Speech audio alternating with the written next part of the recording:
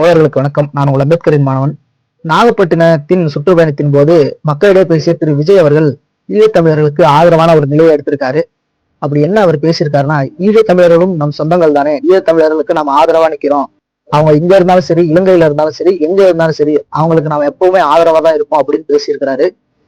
என்னுடைய தமிழினம் ஈழத்தில் கொன்று வைக்கப்படும் போது அந்த ராஜபக்சேவை கண்டித்து விடுதலை சிறுத்தைகள் கட்சியின் சார்பில் தமிழ்நாட்டில் கையெழுத்து இயக்கம் என்பது உருவாக்கப்பட்டது மன்னியரசு அவர்களால். ஆனால் மன்னியரசு அவர்கள் அதை திரைத்துறையிலும் கொண்டு சென்று பல திரைத்துறையில் நடிகர்களிடம் கையெழுத்து வாங்கினார். அப்போது ஐ எம் நாட் இன்ட்ரெஸ்டட், இந்த கையெழுத்து இயக்கத்தில் கையொப்பமிட எனக்கு இன்ட்ரெஸ்ட் இல்லை அப்படின்னு திரு விஜய் அவர்கள் கூறினார். அது செய்தியா வெளியாகி அது மிகப்பெரிய பரபரப்பை ஏற்படுத்தியது.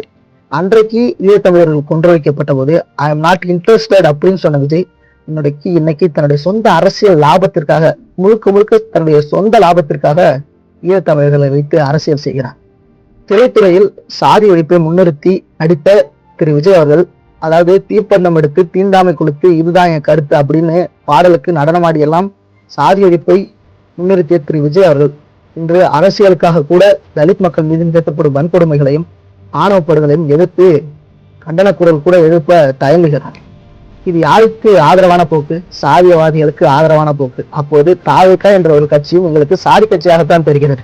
ஈழத்தில் அன்று எம் இனம் கொன்று வைக்கப்பட்ட போது ராஜபக்சேவை கண்டித்து தண்டனை வாங்கி தர வேண்டும் என்ற போதே அந்த கையெழுத்து இயக்கத்தில் கையொப்பமிட மறுத்த விஜய் அவர்கள், ஐ எம் நாட் இன்ட்ரெஸ்டட் அப்படின்னு சொன்ன விஜய் அவர்கள் இன்னைக்கு தன்னுடைய சொந்த லாபத்திற்காக அந்த மக்களை, இந்த ஈழ மக்களை வைத்து அரசியல் நடத்துகிறார் என்றால் இது தமிழர்களுக்கும் எதிரான போக்கு. இந்த மக்களை இப்படியெல்லாம் வழிநடத்தி பேசி கவர்ந்து யாரிடம் கொண்டு போய் சேர்ப்பதற்கான வேலையை செய்கிறார் விஜய். விஜய் அவர்கள் இந்த கேவலமான போக்கை விட்டுவிட்டு, பொய் பேசி அரசியல் செய்யும் போக்கையும் விட்டுவிட்டு மக்களிடையே அரசியல் சார்ந்த நல்ல விழிப்புணர்வை ஏற்படுத்த வேண்டும் என்று கூறி விடைபெறுகிறேன். நன்றி, வணக்கம். செய்தி விஜய் அவர்களிடம் கையெழுத்து வாங்குவதற்காக நாங்கள் படப்பிடிப்பு தளத்திற்கு சென்றோம். அவர்கள் இதை பார்த்தவுடன் ஐ ஆம் நாட் இன்ட்ரெஸ்டட் என்று சொல்லி எங்களுக்கு திருப்பி அனுப்பிவிட்டார்கள்.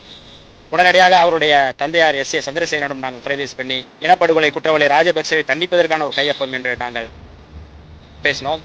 ஆனால் அவர் இல்லை, கையெழுத்து போட முடியாது, இதுக்கு நாங்கள் அதுக்கு ஒப்புக்கொள்ள மாட்டோம் என்று சொல்லிவிட்டார்.